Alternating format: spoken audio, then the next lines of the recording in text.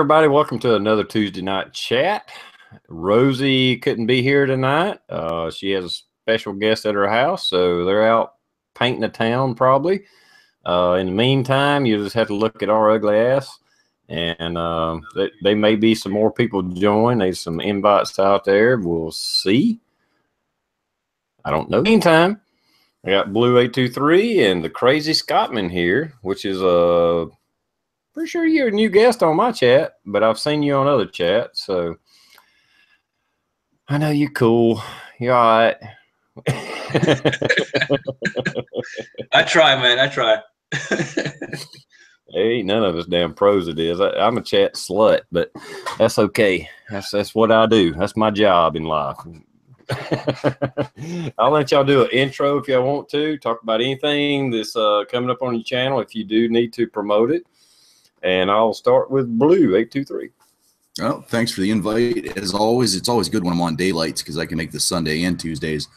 That's only going to last for a couple more weeks and then back on to the fucked up shift, and you don't get to see anybody during daylight hours. But I've had a couple people sending me messages. Hey, look, you reached 1,500 subs. When are you going to do a giveaway? That is coming soon, but I kind of wanted to wait till I got 1776. I don't know, kind of a good round number, I think, and we'll do a giveaway at that point. So if anybody's watching this and has that question, so we're gonna wait. I don't even know how many subs I got. It's like 1,530 or something like that. I mean, it's not many, but still have quite a ways to go to hit that. But other than that, not much has been going on other than electronic malfunction. My fucking GoPro fried. I have a Samsung Galaxy 5. It's not the one that's supposed to explode, but it almost burnt my house down the other day. I'll talk about that here a little later, but electronics and me are just fucking not getting along recently. So that's pretty much all I got. All right. The Crazy Scotsman, welcome to the chat, man. And go ahead and introduce yourself to, just in case there's some people out there that's not familiar with you. I appreciate you having me on. Appreciate the invite. I have chatted with you a few times, and you're a pretty cool guy, so I really do appreciate you having me on. For those of you that don't know me, gun guy, recently in the reloading. Got a lot of reloading stuff coming up here pretty soon. Got a big giveaway coming up here. I'm just trying to work out the details of how I'm going to do it to make it 100% right and legit. And then I got one other thing I'm working on, which I'm probably going to talk to UTR and a couple other people. I'll probably send you PMs and see if you guys want to get on and help me out with it, but just to help one of our friends. All right, yeah, sure, man. Just let me know after the chat. If you hang around for the whole chat, we can talk privately or whatever, or you can just PM me or whatever. We'll get it figured out. That works. Scotsman, do you have the external chat open? Yeah. Type something in there so that people can subscribe to you and find you a little easier.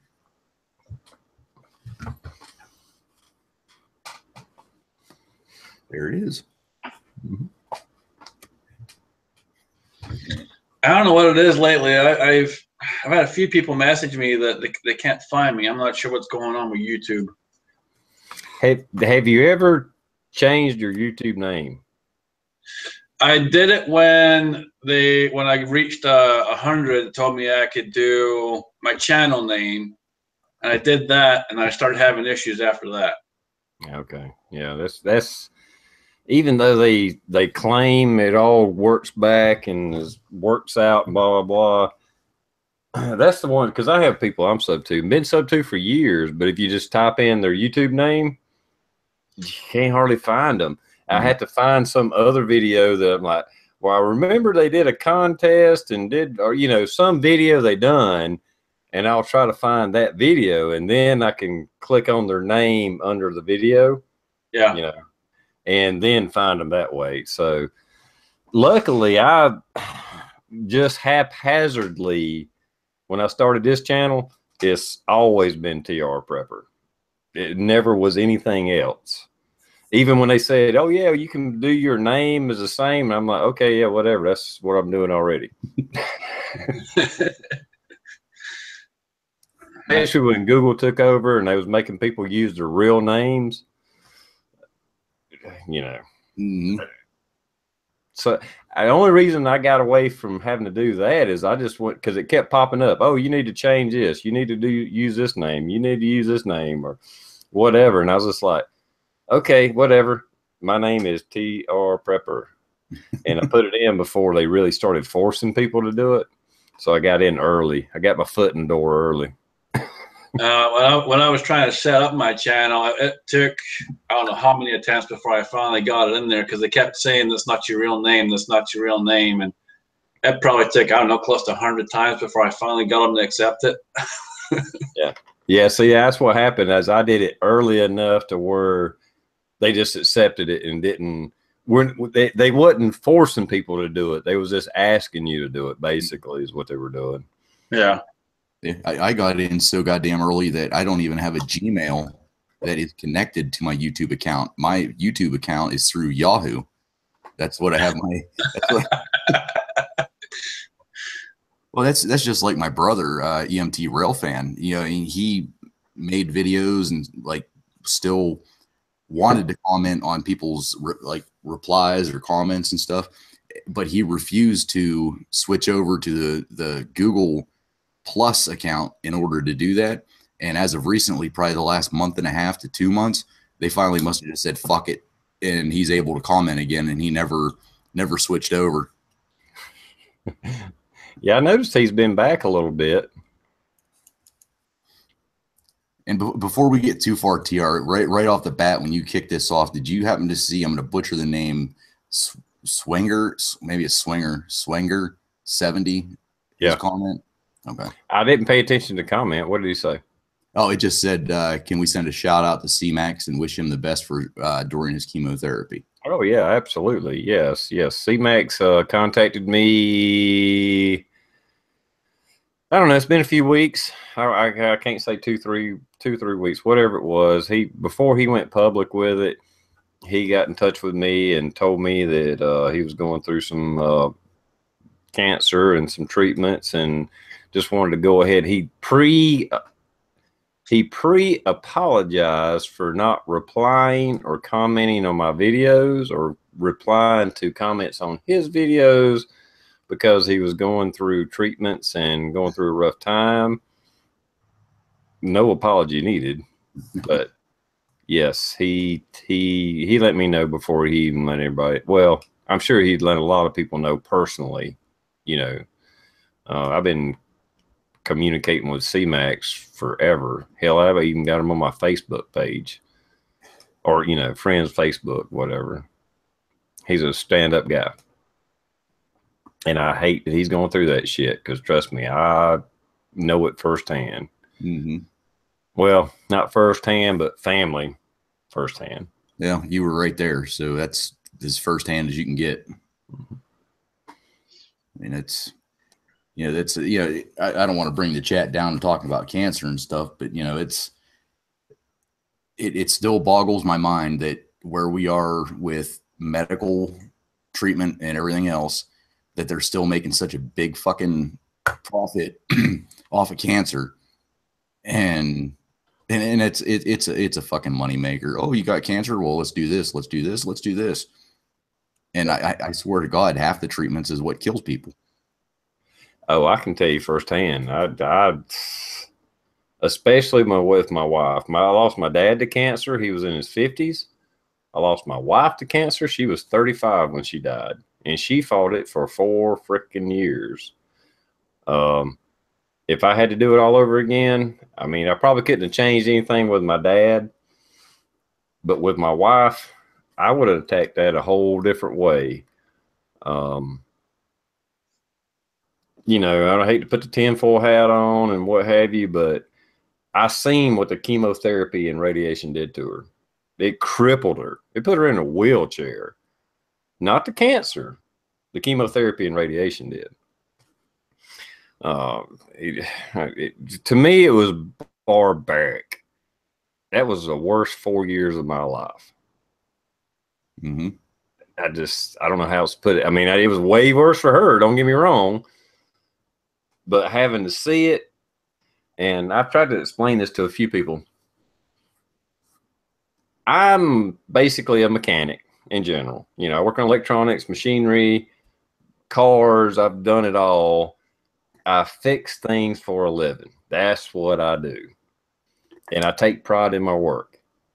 When my wife got sick, I couldn't fix her. That shit drove me fucking insane, just about.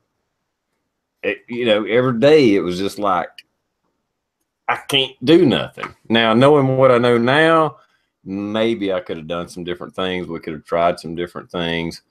But I know just what the doctors tell you. Yeah, you need to take this chemotherapy. We're going to give you this radiation. We're going to do this and this and this. We're going to do this surgery, blah, blah, blah. And then none of it fucking worked. And to be honest with you, I didn't think it would anyway. Mm-hmm. She had fucking brain tumors, you know? I mean, what are you going to do? But anyway, like you said, I don't want to bring the chat down. It was a horrifying experience. And I went through it. I seen it firsthand. I've had people that don't appreciate my fucking point of view of it, but that's my point of view of it. Right. Well, that's like there was that one female, I forget what state she was from, but it was the first legal suicide to where she could do it herself. And I came down pretty hard on that because a lot of people were like, oh, she's so strong. She's so courageous. She's so this, she's so that. And I mean, it was out of ignorance, basically, that I was like, you know, really, you guys are saying that she's strong, she's courageous. You know, why isn't she fighting? Why isn't she doing this? Why isn't she doing that? But now that I'm getting older and people that I know and families that I know have gone through this, it's like I've done a complete 360, or not 360, a 180 on that. And it's, you know, I don't want to say it's humane, but it's dignifying that you can take your own life in a humane way while you still have the ability. You know, I don't mean, oh God, I got cancer, the next day you go out and off yourself, or, you know, you do that treatment. But if you're at the end, I've seen too many people, almost like what you're saying, get crippled, get wasted away. Just let them not suffer, you know, let them go out on their peace of mind. And that's, I can't believe I'm saying that because I'm so against suicide. But in that case, if there's no chance, let them go out in a dignifying way. Yeah, I kind of agree with you there. I mean, it's a horrible thing, and I haven't experienced it completely firsthand, but I've had friends that have gone through it, and you know, you can't really imagine what it is because to see it, you're literally almost looking death in the face, and it's pretty tough, you know. So, but you know, to your point, you know, if they feel they've got to that point at the end there, just let them do what they want to do. Mm-hmm. Yeah, and let them do it with a medication or something instead of, I mean, a medication that is going to do it quick and do it fast and do it right, and not something that they have the possibility of screwing up. No, fuck that. I'm going skydiving and I ain't going to pull the chute. That's one way to go out. With a GoPro. And, you know, my friend, post this shit on YouTube. I thought you were going to do a live $1 million and you can.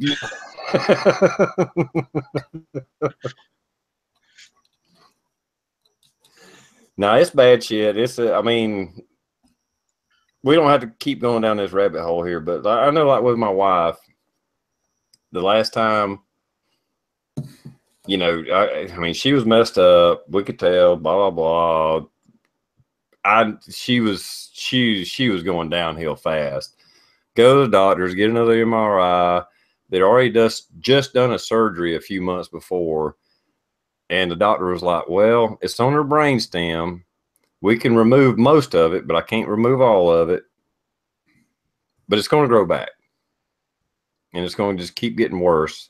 And she has already pretty much lost most of her mental capacity by then. And basically, I just told the doctor, no, there's no reason to do any more surgeries. This is going to happen. She is going to die. You know, and taking away any more, because she had several surgeries, and every time they did a surgery, they're basically removing brain, and she was just going further and further down. And the last time, I mean, yeah, I might could have opted for the surgery for her and had her for another couple of months, but it just didn't make sense. You know, it was going to happen. Yeah. And once you lose that quality of life to where you're not looking at the person that you knew anymore. I mean, that's what it comes down to. I mean, it really is it's no more keeping somebody alive. It's ending the pain. And it really is. Mm-hmm. It's a hard thing to go through, you know, and I've not gone through the worst experience in life, because there's people that's gone through worse than what I had to go through. My wife did, of course. It was horrible, you know, but you know, when it gets to a certain point, even the alternative medicines and different things like that, I mean, once it gets to a certain point, it's done and done. Yeah, to Blue's point, it's what I was talking about. When it gets to that point where the quality of life is no longer there, you know, then it's kind of at that point make a decision. Yeah, I mean, I know, like I hate to keep harping on, and this by no means is what C-Max. He may have great success. People do. I don't even know what kind of cancer he's got, where it's at, or anything else. I hope him the very best, and I hope they can contain it. They can take care of it, and everything works out great. I hope that. I really do. I just know with my wife, it was a little different situation, and it just wasn't the case with her, you know. Right. And with my dad too. I mean, it was, by the time they found it, it was throughout his whole body, you know. So, and on the, you know, just like you said, you know, we're not trying to down the thing on C-Max and put bad thoughts in people's heads. We all know people that have battled it fucking hard and did it, and they did it, and they you know, they're completely free of it. So I mean, it's you know, there's different styles of cancer, different types and everything else. It's just, you know, how far along it is, where it's at. And yeah, I got one friend that's battled it 3 times, made it through every time. Well, there you go. That's what I'm saying. You know, I don't he didn't give me the details. He just told me he was going through treatments. He wasn't feeling good. He wouldn't be. He would try his best to comment, but he wasn't going to be able to reply all the time. And I'm like, hey, dude, don't worry about it. You do you. Don't you do your thing. Yeah, because I mean, I boy, that was just this year. I lost a cousin to cancer. He was wait a minute, I'm 38, so he was early 30s. I want to say between 30 and 32. And yeah, he had battled what the hell is it? Crohn's disease, something in the intestines his entire life, and then it turned into cancer. But it was aggressive, and then he was gone within, I think it was 7 months. So I mean, it's. But then there's the very opposite. My wife's brother, as a child, had, oh crap, I can't remember, lymphoma cancer.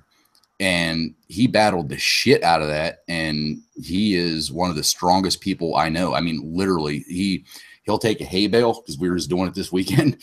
He takes hay bales, and on a hay wagon, which let's say it's probably 3 feet off the ground at the base, and then you stack them up probably 8 tall. He is heaving them sons of bitches up to me on the very top, and I'm like, holy shit. I mean, it is. It's cancer is a bitch, but you can survive it, and I wish anybody that deals with it the absolute best.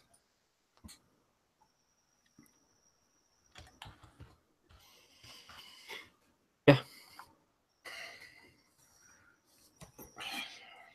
All right, new topic. Yeah, new topic. Don't bring everybody down, because I don't know who you are, or whoever you are. Let me rephrase that.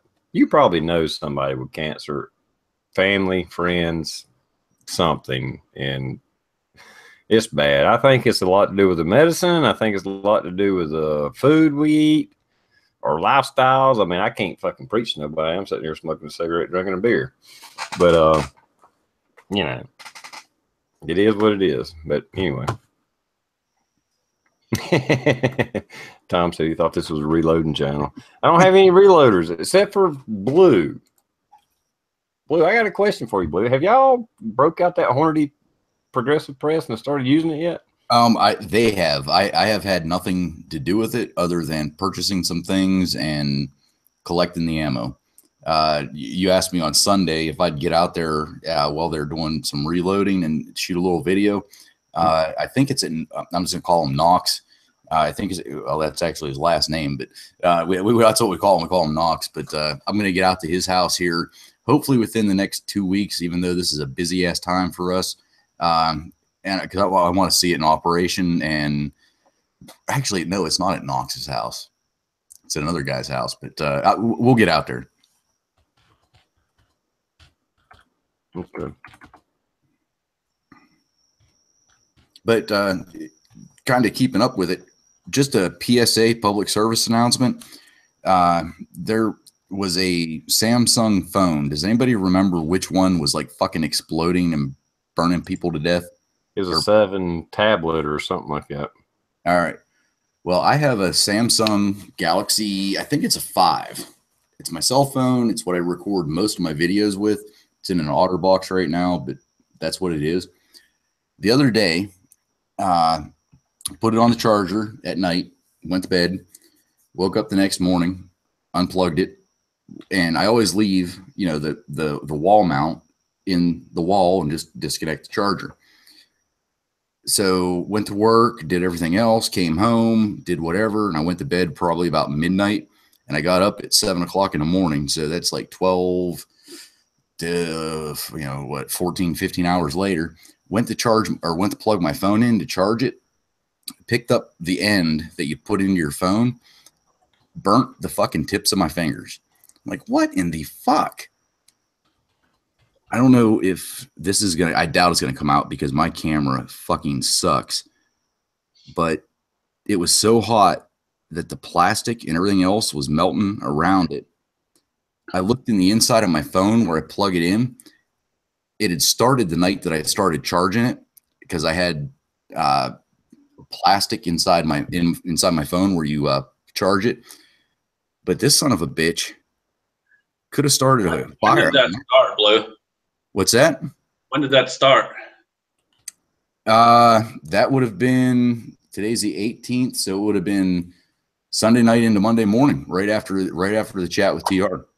Well, I hate to tell you this, man, but I had the 5. I had a similar thing happen. And if your battery's just getting hotter and hotter and hotter, eventually that phone's going to quit working. Mine, I would think it was maybe a month. And I had to keep on charging it more and more and more. The battery kept on dying a lot more. And then finally, after a month, it just straight quit on me. Mm-hmm. I've had that S5 for, I'm just guessing, maybe 9 months to a year, somewhere in that area now. Yep, that's where mine started at.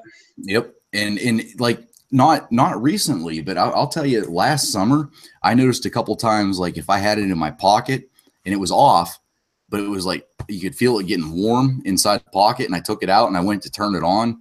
And did yours have that warning that came across the top that said, or high temperature detected, we're shutting down applications to do whatever? No, mine didn't do that. Mine would it would flash on and then cut off again. I kept getting the white flashes, almost like lightning across the screen. Zeus says buy a new battery. Zeus, I bought 3 new batteries and it still didn't work. Can you take the batteries out of this one? Out of that one, yeah, you should be able to. Damn it, now I'm gonna have to tear it apart. I replaced mine. Like I said, I bought a couple different ones, but it was good for like a week and a half, maybe 2 weeks, and then the same issue.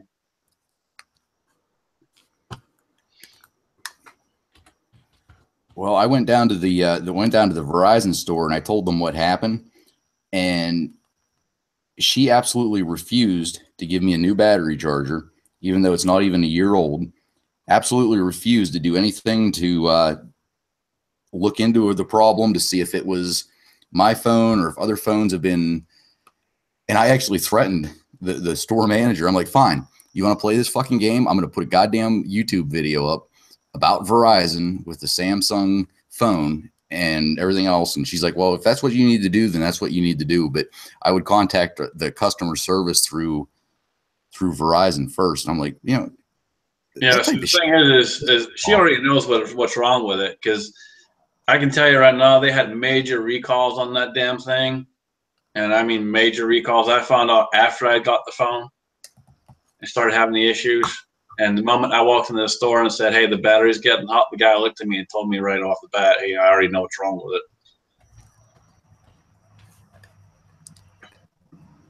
Wow. Otter boxes are hard as shit to get out. It's a Galaxy 5. And you're telling me I can get the battery out of this? Should be able to. Is it a Note or just a regular Galaxy? No, it's, well, there it is out of the box. And it just has a little G5 down here. Hmm. It has the back pops off. I was going to say, it should come right off of there. The battery should just come right off. But here, there again, my shitty webcam. Can you see the plastic, how it melted around the charging port right there? Yeah, it's pretty bad.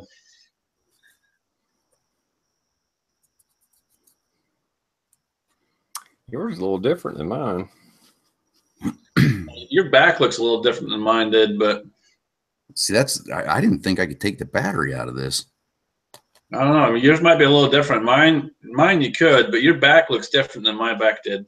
Mine's got 2 ports beside each other. Yeah, that's what mine had. Yeah, I'm not seeing any. There's nowhere to get a fingernail or a little screwdriver in to pop the top there. Might be a later model or something. I don't know. Yeah, this is the model that they probably fixed so it didn't do that shit.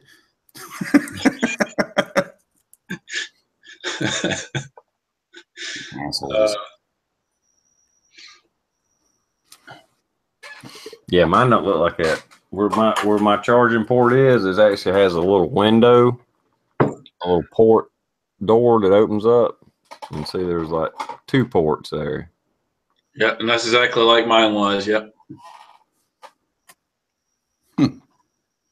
It's definitely a Galaxy 5. I mean, right there's the G5 right there. Yeah, it might be a different, a newer model or a later model, one or two. I think they call mine or is it S5 they called them, or is it G5? No, this one just says G5. Yeah, I mean I know yours says G5, but I'm wondering if one I got is a S5. I don't know. I don't remember. I don't know.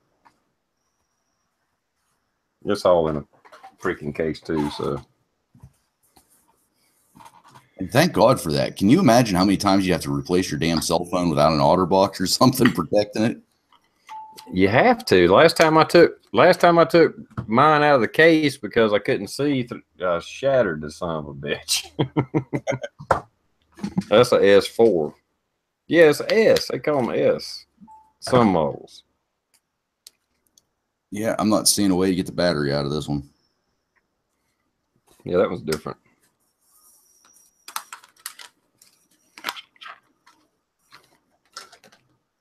Yes, what I got is a S5. Oh shit! Yeah, well, that's what they're in the side chat. They're like G5's an LG phone, not a Samsung. Yeah, right on the front it says LG. What? I'm just gonna save the trouble for everyone. Dumbass. Yeah. Never mind. Even the charger says LG. Christ, I gotta pay attention. Never mind. So it's a good thing you don't have a job where the attention to detail is important, you know, like a police officer or something like that. Man, I thought this thing was a Samsung forever. Yeah. Scratch that. No wonder the lady at the store was thinking you were crazy. Sorry, Samsung. LG, you suck.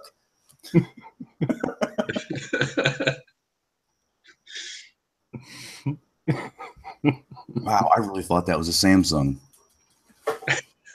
All my other phones have been Samsungs. That would have been a good video. See, now I'm questioning what kind of damn gun you carry at work, because you may be carrying a high point. Hell, I don't know now. People have told me, and I thought that it was a Glock 20, but whenever I take it out and I look at it, it says like, I don't know, it's a name I can't even pronounce, and there's some like different letters on it, like hieroglyphics.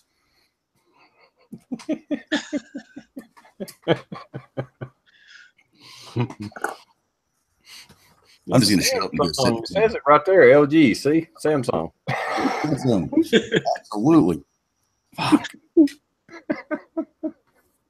And I'm not even drunk yet. That's the bad part.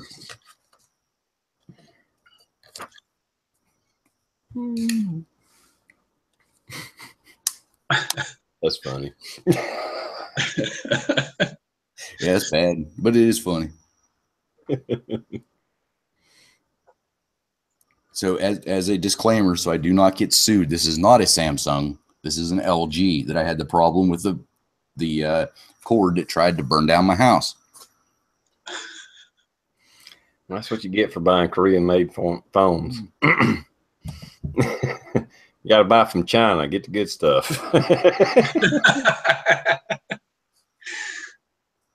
Yeah, they've probably been doing it longer. They know what they're doing.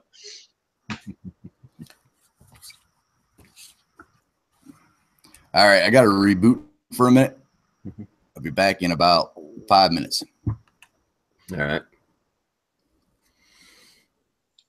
So anything new going on with UTR? Not really. There's definitely some videos I need to make. I'm off the next couple of days, so I'll probably be doing some videos. It's not really a joke, but it kind of is a joke. Buddy of mine, I think I've mentioned this on the chat the other day, bought me some elbow pads after I shot myself in the elbow. These will withstand a 9mm bullet, not a ricochet, actually shooting at it. It will withstand a 9mm bullet. So I got to do a little. I wore them around the house the other day and figured out how to wear them comfortably, and I'll do a video on that at least if I don't do anything else. That'd be pretty cool.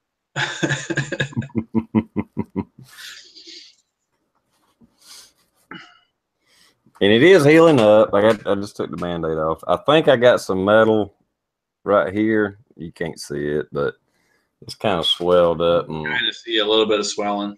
yeah, it looks a little angry. I think there's something in there. I'm going to have to dig around and get that out. But so far, I hadn't fell out from lead poisoning or anything like that. So I guess I'll be okay.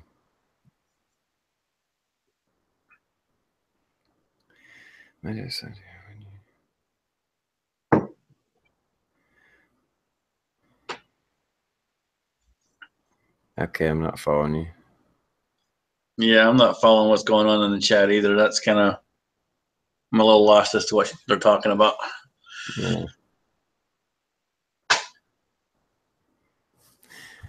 I don't know what you're saying there, Mojo. I'm missing something. So what happened to implant? Implant. Okay. Yeah. Okay. Talking about implants. I don't know. I don't have an implant, as far as I know, other than maybe a piece of lead in my arm or copper jacket. I'm not sure. I haven't got one of those. Thankfully, I've never had anything come back at me yet. Knock on wood. Well, trust me, if I'd have thought it was going to, something that big was going to come back at me, I would have not done that video. I knew I had a chance of some shrapnel coming back, but not the entire bullet, or at least the lead core of it coming back and hitting me. I was not expecting that. That threw me off guard. Yeah. I was like, wow. I can only imagine, man. I can only imagine. But I got it on video. That's all that counts. Yep. Unedited too. Yep. It's like, ooh, okay. Yep. I'm too close. Set the rifle down. Look at here. Fucking blood running. Don't do this, kids. Yep. Turned into a gun safety video.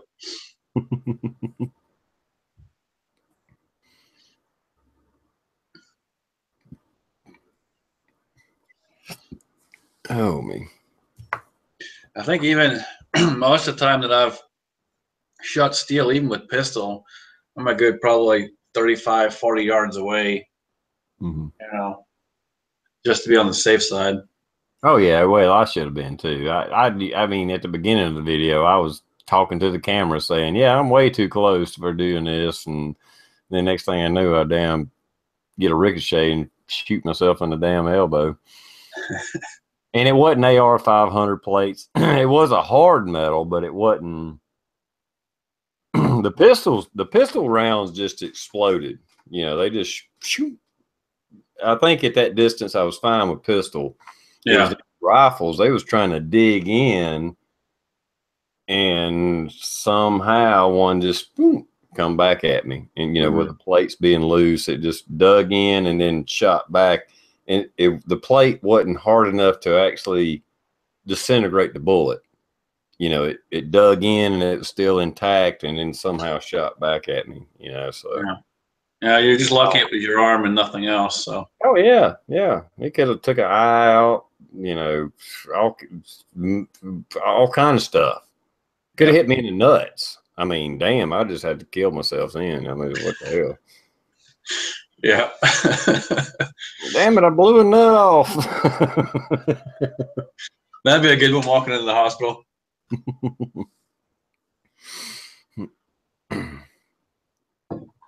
So, yeah, I got lucky. I mean, of all places get hit, that wasn't that big a deal. And I realized it when it happened, when I walked up to the target, and I'm trying to stay cool for the camera because I knew, yeah, look at this, I shot myself and blah, blah. And the whole time I'm thinking, damn, I could have took my eye out. I could have, you know, it could have went in my, it probably wouldn't have, it didn't hit hard enough to penetrate bone, but like an eye socket, the groin area, there's stuff could have went bad, really bad for me. And I was just kind of like happy. Oh, it just hit my elbow. I'm okay. I'll be all right. I can deal with this. And holy shit, I'll never shoot at a rifle with a steel target unless that thing is 30, 40 yards away, 50 yards away again.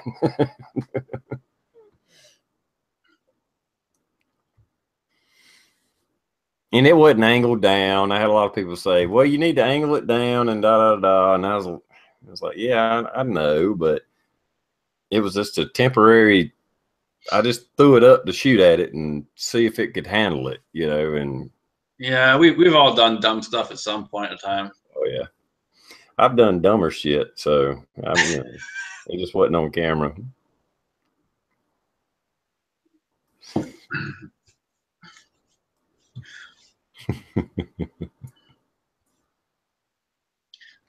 Rich was asking if you shot yourself again. No, we were just talking about the first time he did it. Yeah. Hopefully he won't do it again. Yeah. I think what I'll do tomorrow, I'll put on my damn body armor, my Kevlar helmet, the elbow pads, and okay, I'm going to do some shooting today, guys and gals. That'll be a good one.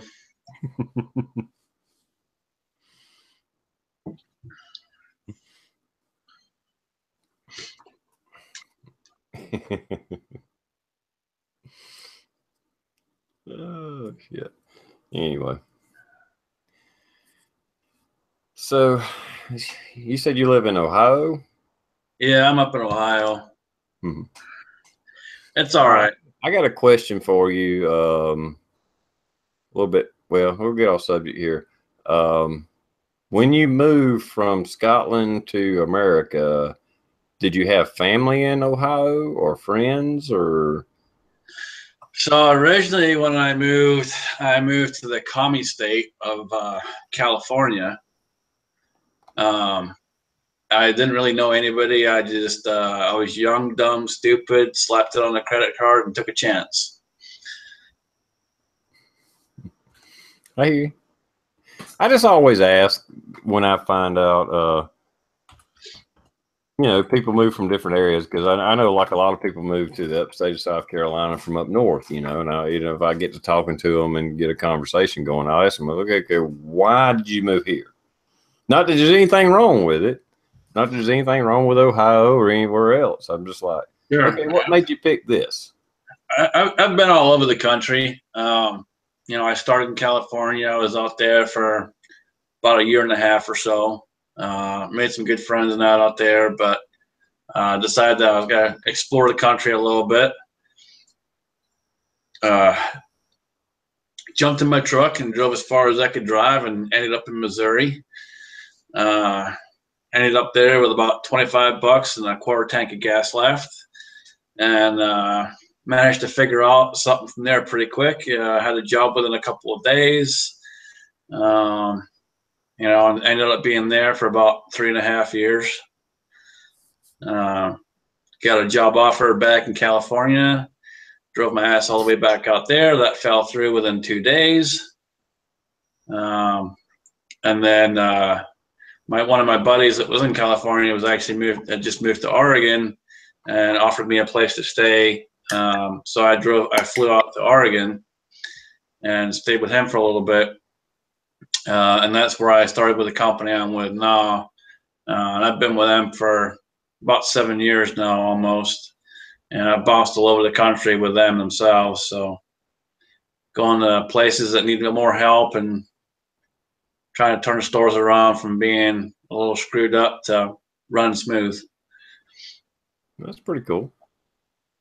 It's always interesting to hear people's backstory, especially if they move. Like me, I mean, I live in the same state, same area that I've always lived in all my life, but when you hear somebody move from another state, another country, or whatever it is, it's just kind of interesting to hear how that fell into place. You know what I mean? Sure.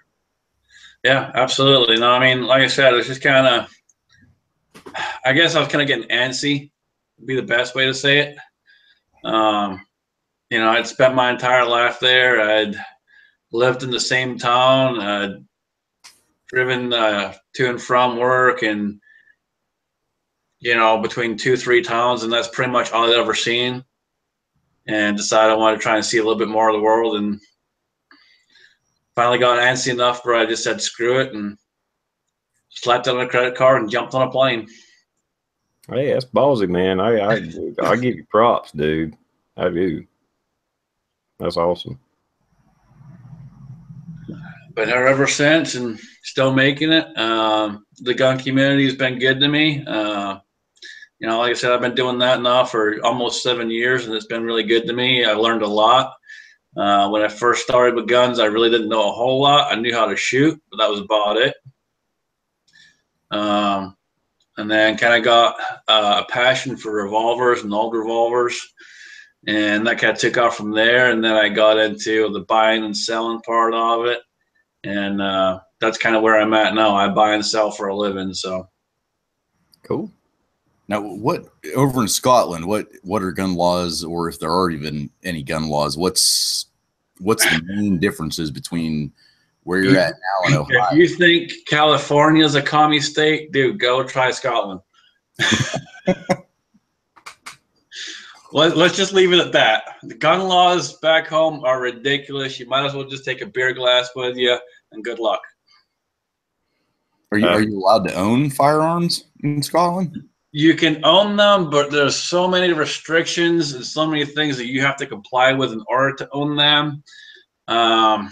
Like mainly, like I used to work on a farm back home, so you could have a shotgun, but it had to be on the farm at all times, stay on the farm, and only the one person could have it, and it had to be locked in a certain place or kept in a certain place. If you have guns, you can buy guns, but they pretty much you have to be a member of like a shooting club or a hunting club, and they're not cheap at all. They are super fucking expensive. And all the guns have to stay there. You can't take the guns home with you. You cannot have a gun at home. Wow. So it's funny that a lot of people talk about, well, in certain states where gun control's heavier, there's more issues with guns. Well, it's kind of true, because think about this. So back home, there's more knife fights and stabbings back home because no one can have a gun. So what do? They get the closest thing they can get, which is a knife. You can conceal a knife pretty easy. They're easy to get a hold of. So everyone has a freaking knife. So like over in Scotland, the assault knife is like a machete. Pretty much. You got a machete in one hand and a beer in the other. That's just it's just, I guess it's more of a shock factor than anything else to see like where you came from. And that's, I mean, this may turn into an interview the Scottish guy, because I mean it's just interesting to see the differences between where we're at and where you came from. Sure, I got no problem answering questions, man. Honestly, I really don't. I don't mind it. How, whenever you left, even though people aren't allowed to own guns, were there still the criminal element that had guns that just didn't give a shit? Oh yeah, absolutely, absolutely. And that's a big thing, is why people carry knives, and there's more knife crime than anything else. People want to try and protect themselves, and depending on kind of what area you go to, just like out here, you go downtown. Sorry, excuse me. You go downtown Cleveland, for example, you're bound to get in some trouble at some point. Versus back home, for example, you go to certain parts of Glasgow or certain parts of Edinburgh, or any other place, some of the big cities, you go into some of these areas in those towns, and you can really get in some big trouble, because there's hoodlums all over the place, and they all walk around with knives. If you're unfortunate enough, they may have a gun, because it does happen. It's not as widespread as it is in America, but, gun violence does happen back home. Yeah, that would definitely make your asshole pucker if you just go to fight somebody at a bar because you had a disagreement and you're going to fight, and then all of a sudden here comes a gun and you've got a knife. Yeah, well, I mean, I can tell you, I pretty much bounced at a bar for probably close to 4 years. I kind of helped bounce at the bar.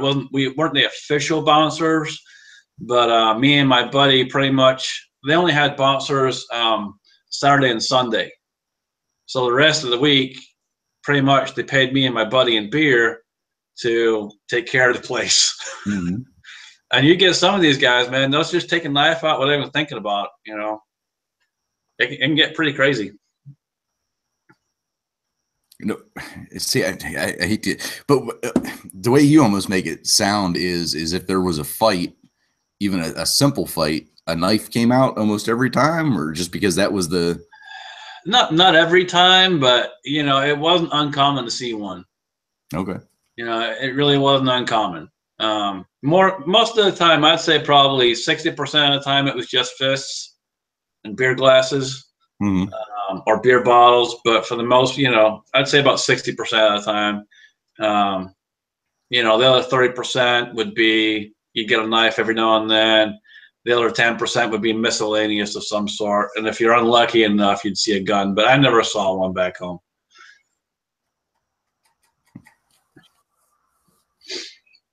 I have to say probably one of the most kind of screwed up times for me was when I was real young. I was only like, I think I was like 13, 12 or 13. And my mom's friend took me to a soccer game. We call it football back home, but for you guys out there, it's called soccer. And as we were leaving, I was walking with my mom's friends and that. And as we were leaving, not probably 5 yards from me, and I didn't even know this at the time, but not even 5 yards from me, some guy got stabbed to death. Damn. And I didn't see it till I got home and it was on the news. And I'm like, dude, I was right there. Like right there, right in front of that guy. And I never, you know, it was just crazy. So what is the deal with soccer over there? They can't have a goddamn game without a riot breaking loose or people storming the field and beating the shit out of the referees. I mean, we've all seen those YouTube videos. It seems like it's a, and what the hell? They were like lighting, we call them flares. I don't know what you guys call them over there. Like if you're along the road and you have an emergency, you pop a flare and they were throwing that shit through the crowd and people were picking up and it was like a game. I'm like, what the fuck? It happens a lot back home. It's pretty much a national event. So what you're saying is, in Scotland, you just can't go get an AK and put a 75 round drum on it? Unfortunately, no, you can't. It's I'd say be pretty hard pressed to get an AK. Shotguns are fairly easy for the most part, but again, you got to have either a farm or be part of a hunting club or a shooting club, you know. And unless you own the farm, 9 times out of 10, you can't keep the gun on your property anyway. So, for me, I never really grew up with guns other than when I was on the farm, and I worked there for close to 6 years. But that's the only time I really grew up around guns was that side by side and the over under he had. That was it.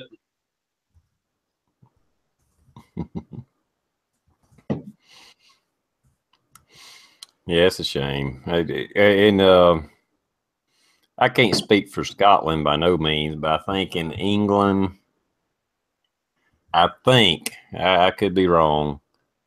You know, they try to give out the gun stats and say, well, look, you know, there's only so many people killed, blah, blah, blah, the homicide rate. But then it turns out they got a higher rate of violent crime, period.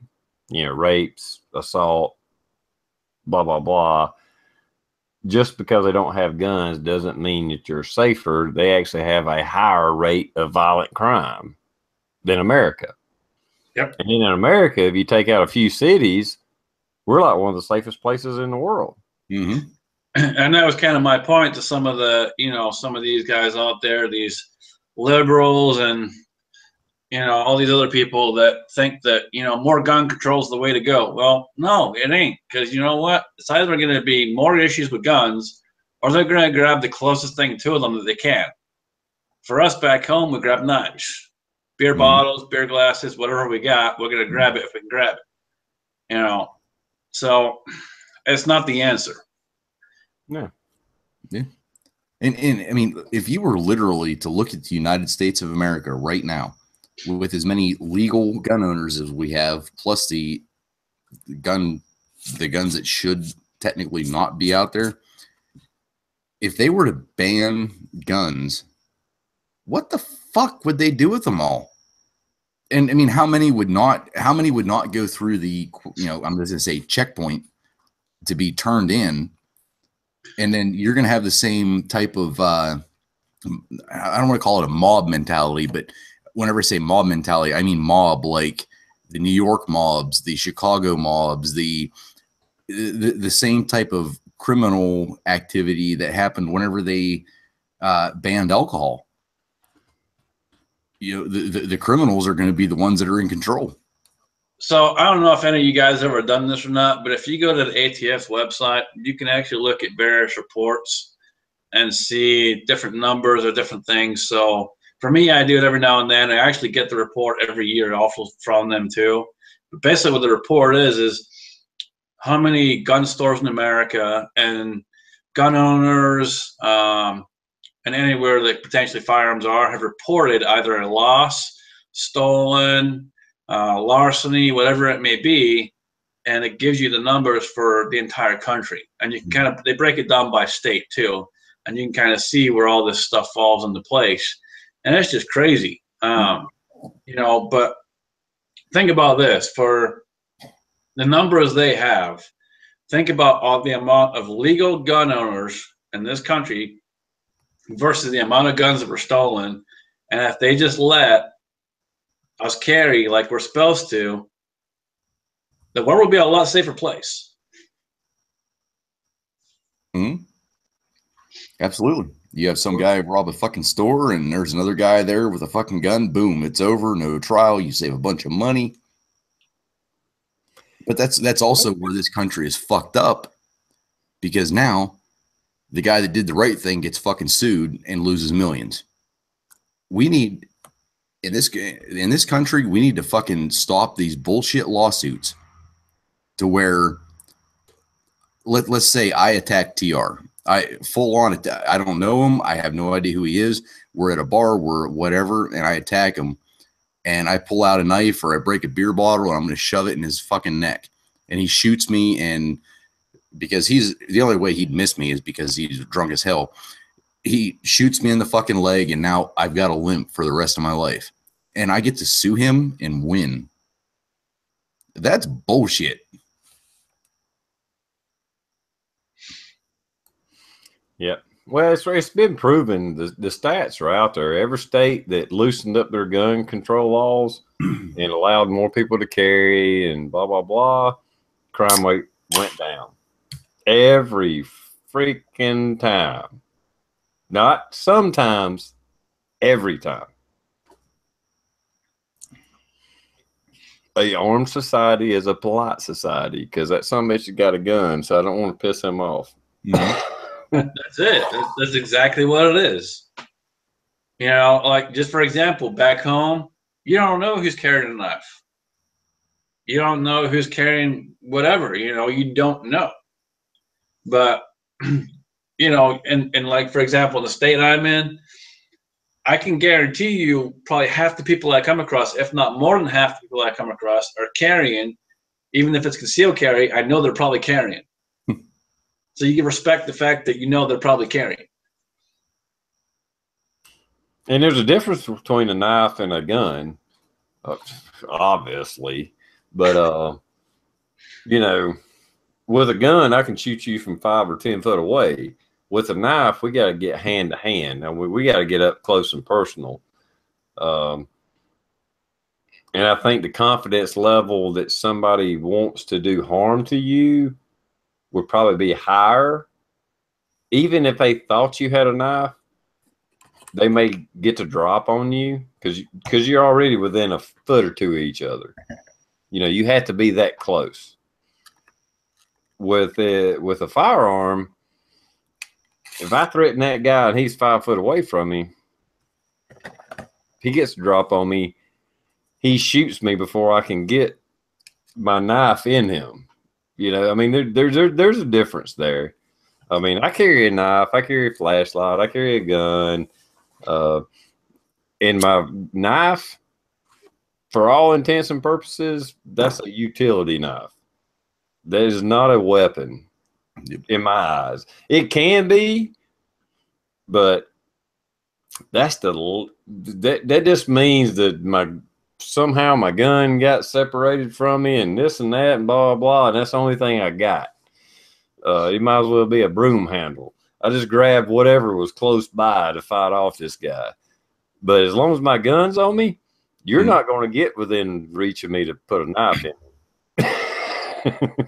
No, absolutely. And I think anyone that carries a gun should carry a flashlight, should carry a knife, just to be on the safe side. You know, if you carry a semi-auto, have a spare magazine. If you carry a revolver, make sure you got some speed strips or some, you know, have something. You always got to have the extra backups.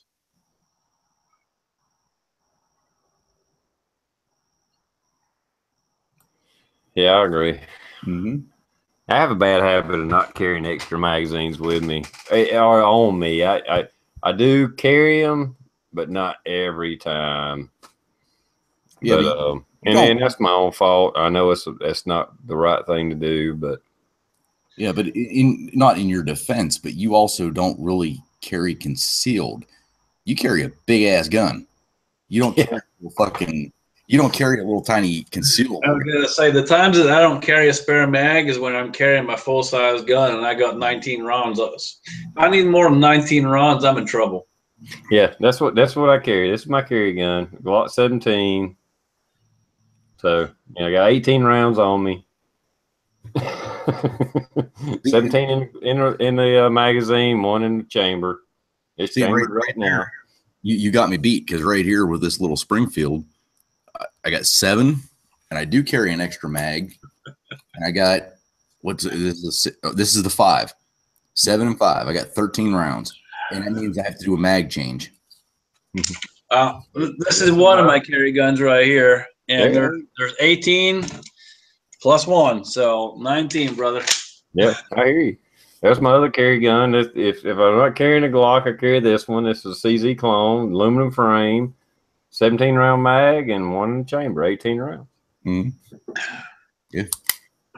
If you're skinny and can pull off the concealed part of that, see, that's a conversation I'd also like to get in. Do you guys, if you walk into a restaurant, if you walk into a grocery store, Walmart, whatever the hell you got, are you trying to conceal, or are you just open carry, like, look, I got a gun, don't fuck with me type? So I'll say this. So I used to live in Georgia too. I just moved back to Ohio here not too long ago. It's been almost a year now. But in Georgia, open carry, you can do it, no issues. In Ohio, it's open carry, but people freak out in Ohio. So it's more a concealed carry type deal. I mainly only carry full-size guns, but I can conceal them fairly easily. Not because I'm skinny or because I'm fat or whatever it may be. Does that play into it a little bit? Absolutely, sure, it plays into it a little bit, but it's kind of more on what kind of holster you use, how you carry it, what position you carry it, and what kind of clothing you throw over the top of it. Right. If I print. I really don't care. And that's kind of my mindset on it. I really don't care if I print.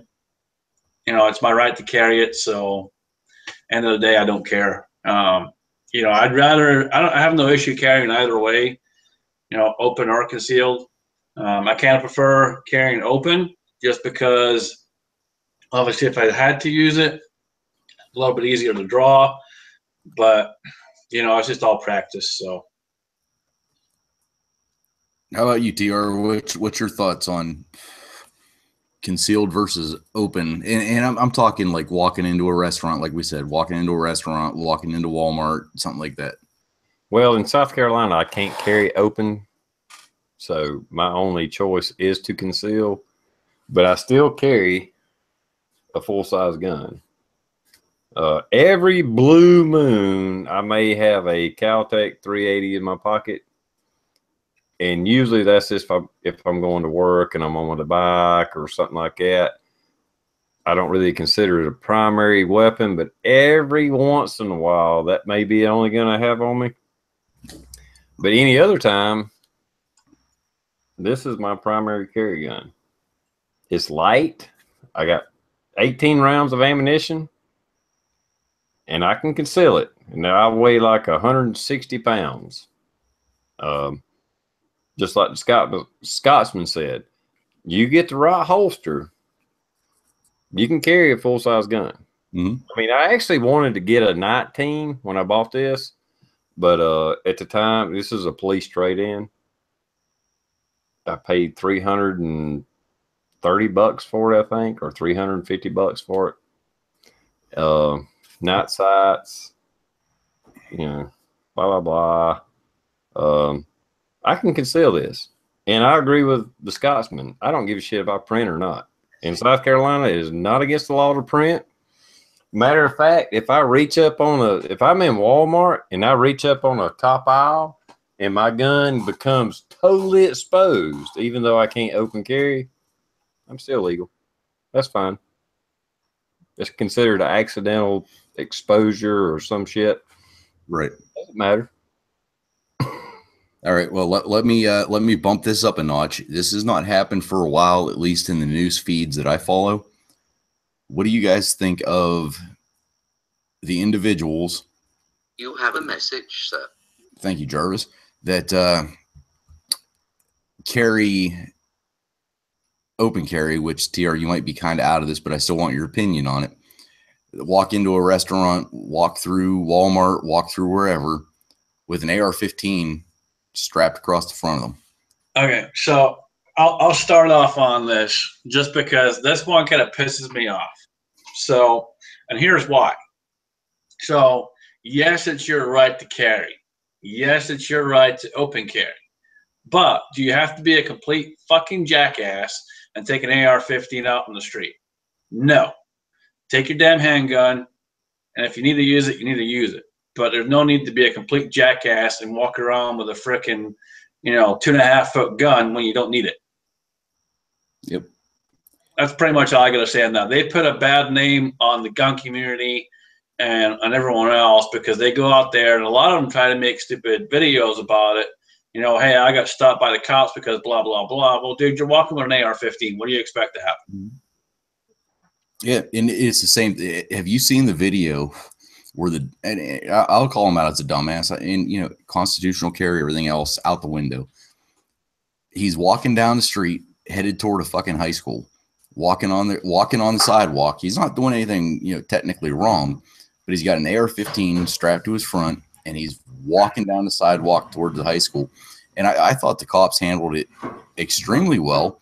They just made their presence known. They approached him. They didn't arrest him. They didn't do anything else. But whenever he got to that portion where the sidewalk hit the school property, they made it very clear. You walk onto this, you're going to get arrested. You're going to get this. And the dude walked across and went the other way. He's just trying to make views for a fucking YouTube video. In my and there's other ways to do your views and get all that stuff. You don't have to be a complete jackass and walk down the street with a fucking AR-15.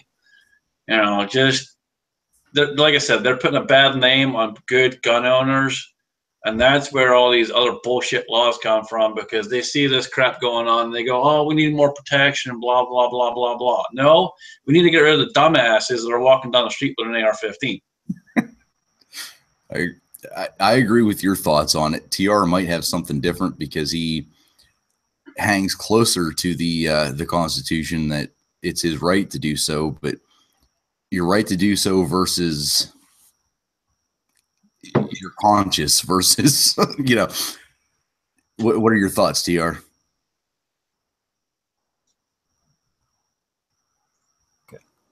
Okay. I think you have the right to do that. But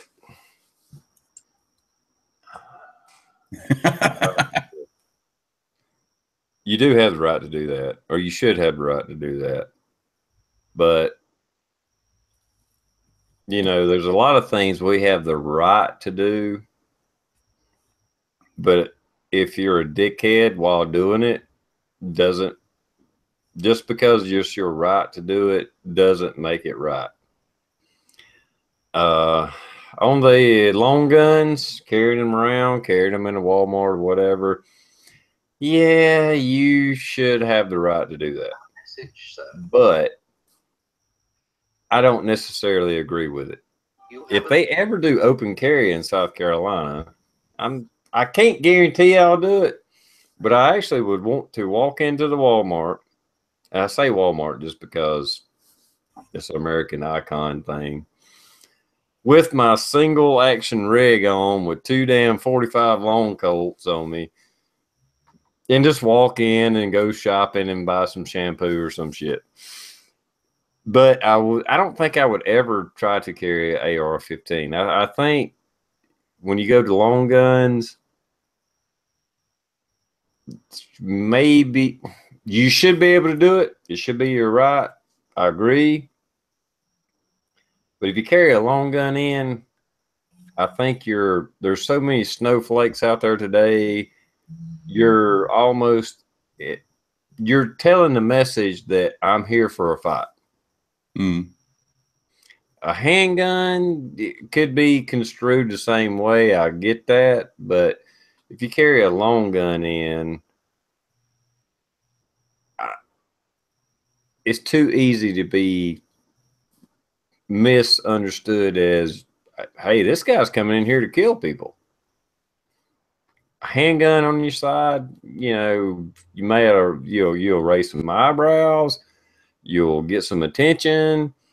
But if I just walk in, especially on the front, it's one thing if it's slung on the rear, even that is bad enough. But if it's slung on the front, ready to go, it sends the wrong message, and I don't think it's good for gun owners to do that kind of thing. I mean, I can say this. So, like when I was in Georgia, I did have one incident where open carrying, do it all the time in Georgia, never had an issue. Went to the same grocery store all the freaking time, and I got off work one day and went to the grocery store, open carrying just as usual. Walk in, and I getting all these weird looks, like everyone's stopping and looking at me. Now, this is a store that I've been shopping at for like a year and a half. Never had a single person stop and look at me. Never had an issue. Nothing. But this day, I walk in and everyone's stopping and looking at me. So I get what I'm getting, and I get to the register and I start checking out. And the lady behind me, I'm in self-checkout. The lady behind me turns and says to her husband, "We need to get the fuck out of here. We need to get the fuck out of here. Hurry up, hurry up." And it's kind of like, dude, what the fuck is going on? Like I've never had this happen before. Well, I'm checking out some beer, and the cashier comes over, and she knows me. I've been going there for a long time, so she knows me. She comes over and she's like, "You see people looking at you a lot?" I'm like, "Yeah, what the hell's going on?" She's like, "Oh, some guy shot himself in the parking lot like an hour ago." Yeah. So, I mean, that's the only time I really had an issue. And he only I guess he shot himself in the foot or in the leg. So my guess is he was carrying concealed, had it in his pocket, same pocket as his keys, put his hand in to grab his keys and pulled the trigger.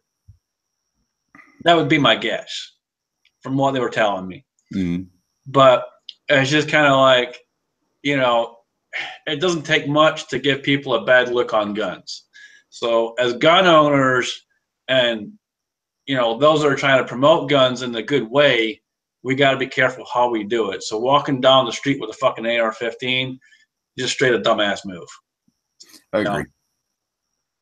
I agree. It's your right, but it's a dumbass move. Yeah, it will. Like you said, Blue. I mean, I'm like to be pure constitutional, blah blah blah, and I do, but times have changed. I mean, my God, this safe spaces and this and that, and colleges need coloring books and ponies because Trump got elected.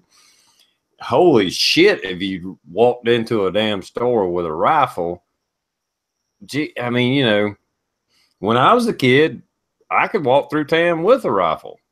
Mm-hmm. As a kid, a 13-year-old kid, I could walk through town with a 30-06. Nobody called a damn law. I know because I've done this shit. And this was in the 80s. I'm 49 years old. I told a story, me and my buddy, I'd hop on the back of his moped. I'd have a 12 gauge in this hand, a 22 in this hand. We was going squirrel hunting. We'd ride through town. Shoot, we never had the law called on us. Mm-hmm. And nobody, if people did think a little bit weird about it, I don't know about it, but I know we never got in trouble and we wasn't doing anything illegal. And if I rode down the road right now, I could throw a damn 12 gauge on a sling or AR-15 on my motorcycle and ride down the road. I wouldn't be doing anything illegal. But in 2017, probably not a good idea. Right. No, and that's just, there was a police shooting within the last week, I think, where somebody called in and said that some dude had a pistol and was pointing it at cars, doing this, doing that. The police showed up, of course, because we have a report of a guy pointing a gun at cars. And the guy just completely ignored police commands, everything, and just kept walking. And he did get way too close to the police. I mean, if that ever happens and you steer yourself toward the police instead of just walking away if you're not doing something wrong, but he had it in his hand and he's just walking. The barrel's pointed at the ground. He comes right across I think it was the front of the cruiser, and they ended up shooting him. That's one of those, what do you do? I mean, I hate saying it, but what do you do? It's your I ain't a cop, but if that son of a bitch gets too near me and he's got a gun in his hand, I'm dropping his ass. I was gonna say, you know, the gun's loaded. I feel safe, and that boy, if I need to pull it, guess what? I'm pulling the damn gun. Right. But my point of that story is, let's say that we have a snowflake that is driving down the road and sees a guy, he's walking from wherever to wherever in this dumbass, which he did so many things wrong. But he never, let's just say I'm walking down the road. I got a pistol in my hand. I'm just walking. I'm going to the fucking 7-Eleven to get a Slurpee. I got my gun in my hand because I don't feel safe. I mean, it's stupid to do something like that. It's irresponsible. You kind of get what you deserve, but yet you're still technically not doing anything wrong. But somebody just calls in and says, hey, there's a guy walking down the street with a gun, and then embellishes, which a lot of people fucking do, embellishes that I'm pointing it at this person. I'm pointing it at the cars. I'm doing this. And I'm just walking down the street and the cops pull up in front of me and I just continue to walk. I'm not doing nothing wrong. And they tell me to stop. And because of where the placement is, because I'm basically an ass hat or a snapper head, because I don't conform and I'm not doing this. And I just continue to walk by, even though I'm like 6 feet away and have done nothing wrong. You end up shot. I mean, you know, if I were to respond to that same call, I don't know how I would act. However, Well, I've been in it so long that you don't take public information as gold whenever you get there. You know, I mean, it's, I don't know. well, bottom line is, if you're not doing anything wrong, and I'm not just trying to be pro policeman here. First of all, I wouldn't be walking down the road with my damn gun in my hand, but right. No, nobody in their right fucking mind would do that. Yeah. But if the police showed up and they're telling me, put the gun down, blah, blah, blah, and I don't put the gun down, You get what you deserve. anybody in their right freaking mind should expect to get shot. Right. I know if you walked onto my property with a gun in your hand and I told you to stop and put the gun down, put it up, whatever, and you didn't, I'm going to shoot your ass. I'm not going to give you an opportunity to kill me. You know, if it's you and me, it's going to be you every fucking time. Oh, absolutely. I'll tell you, a prime example is people come into the shop and they go, hey, I want to sell this. How much will you give me for it? Fuck that. And it's fucking fully loaded, fucking one in the chamber, and they point it right at you. How much can you give me for this gun? And, you know, you gotta step back and go, oh, all right, dude, you dumbass.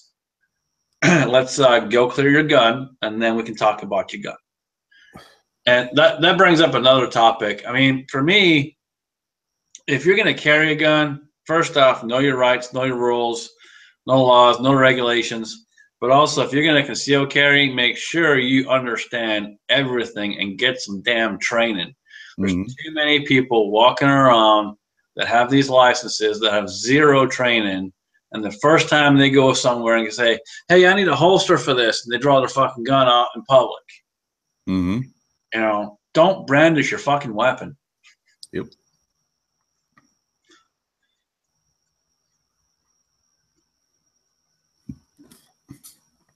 All right, TR, you want to switch gears a little bit? Go right ahead. The Somali national cop, I don't remember where the hell he was from, shot an Australian lady in her pajamas.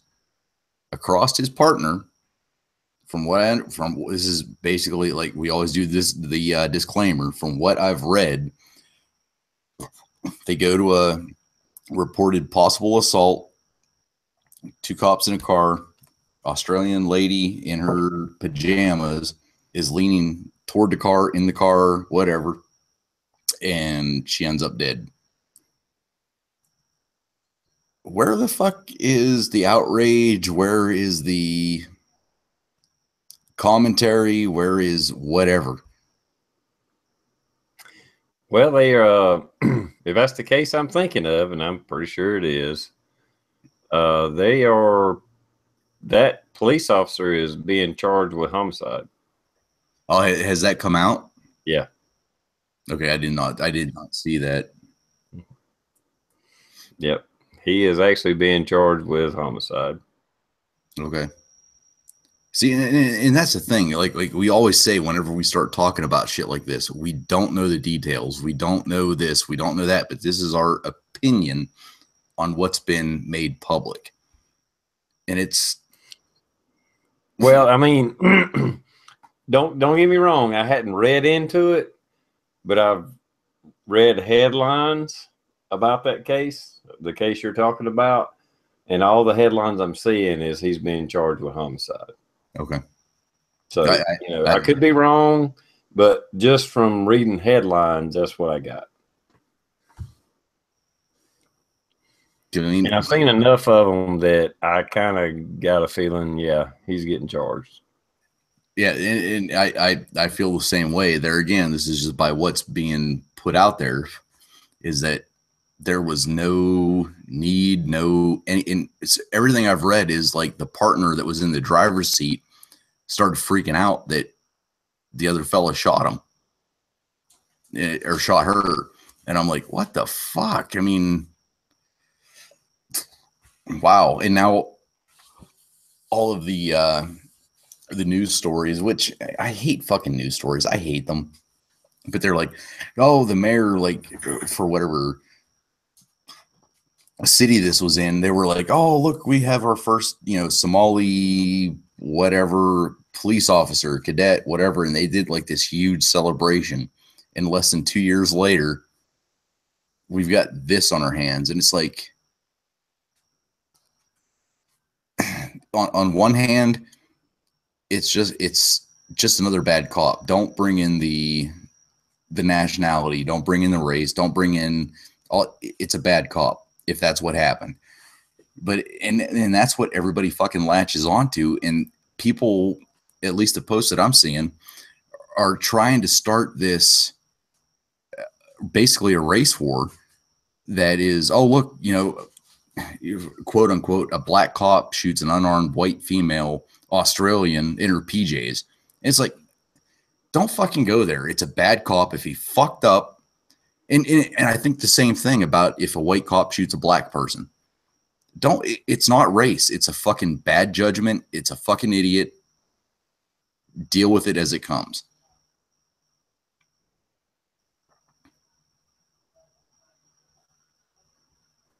Oh, I agree. I don't think race or anything, religion or anything like that had anything to do with that. I just think you had a antsy cop that was on edge for whatever reason. Maybe he's always like that, like that, and he overreacted. I'm not giving him an excuse because you were a policeman, Lou. I mean, that is a position that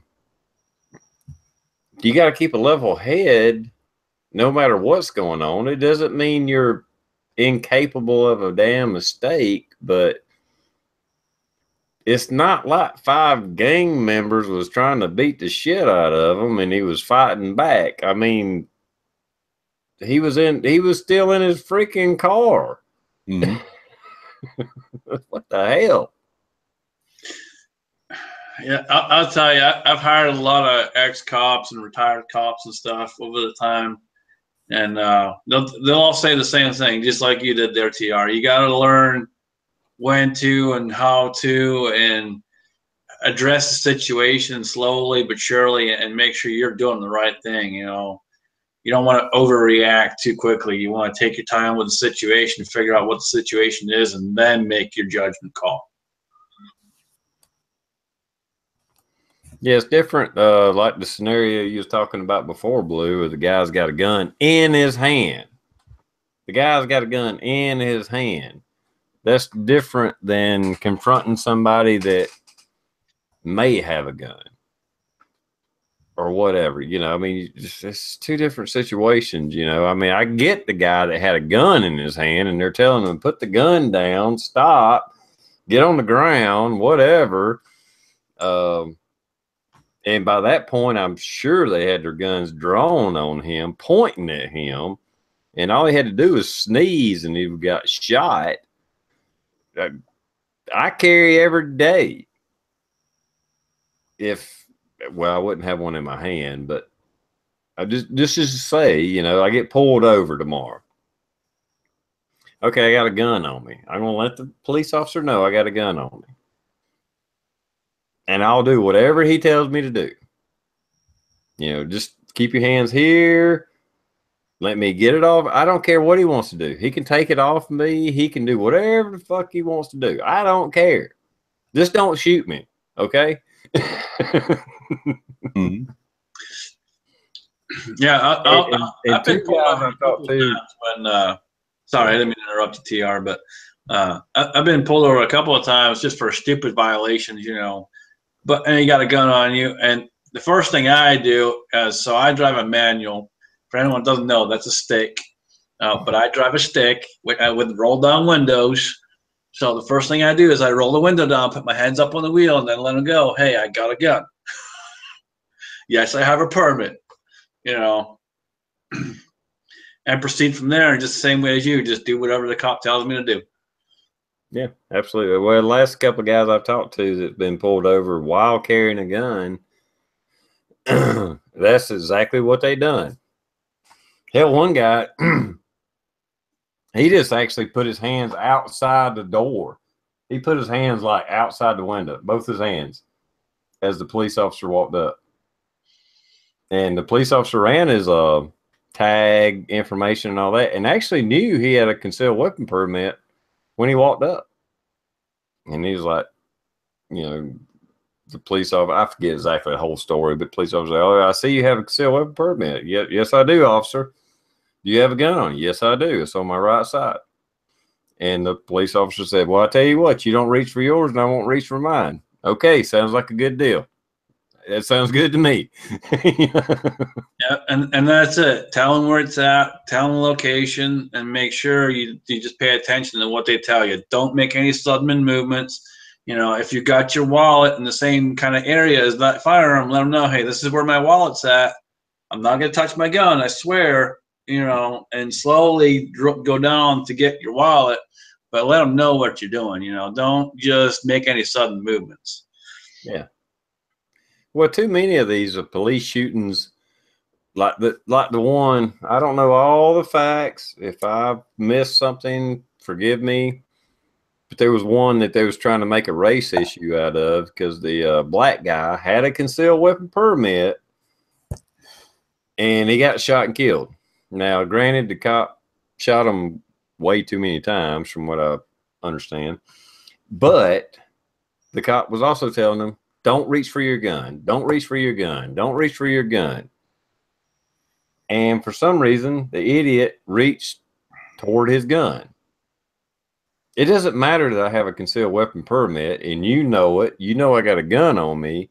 If you tell me not to reach for my damn gun and I reach for my gun and you shoot me, what other freaking response should I expect?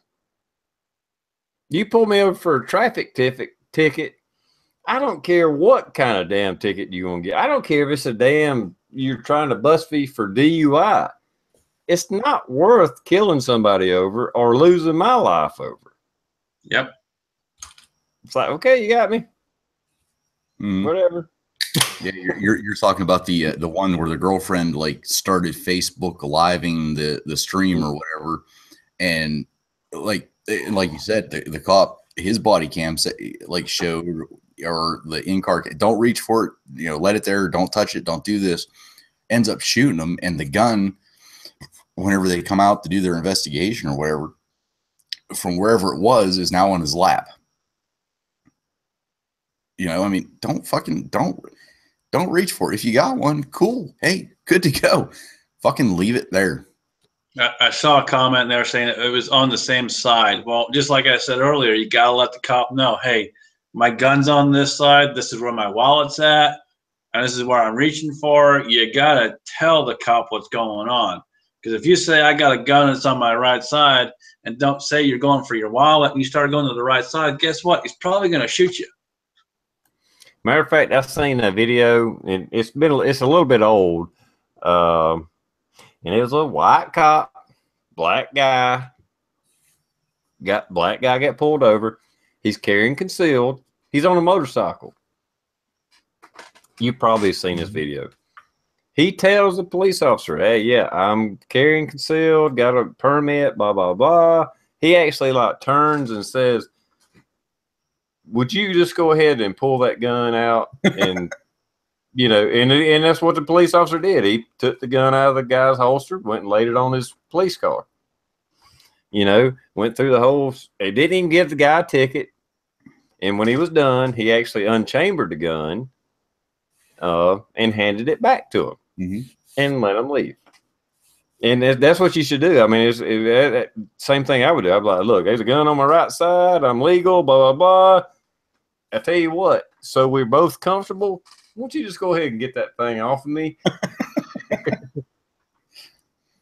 Well, I know, TR, I told you that story about that young kid that driving daddy's Hummer and reached into the center console to grab the fucking insurance and registration, fucking pulled out the pistol and started bringing it across toward me. You talk about an oh shit fucking moment. That, holy fuck. I mean, I was cleared holster and on him in like less than a second. And by all means, I could have shot him. I mean, I could have shot that kid. But there was just something about his body language and everything else that was like, this is a dumb kid that has no idea what the fuck he's doing. And as soon as I said fucking stop, he like fucking put the brakes on, and then it all fucking hit him like, oh shit. And he just kind of like fucking froze with the gun in this hand coming across toward the window. Like toward, I mean, he had it in his right hand coming across toward me. And it was like, I fucking stepped back, fucking started yelling and screaming, and he fucking stopped. But I'll tell you, that is the closest that I've ever come to fucking pulling a trigger. And that just happened within, what, 3 months ago? And it was just like, man, don't, it should be common sense. It should be this. I mean, Christ, if any kids are watching this, and whenever I say kids, anybody 16 to 21 years of age that is driving around mom and dad's vehicle, if you fucking open the center console and there's a fucking gun there, don't fucking touch it. Say, oh shit, hey, there's a gun right here. It's my dad's. He must have forgot to take it out of the car. You know, I could have charged that kid with fucking because how old was he?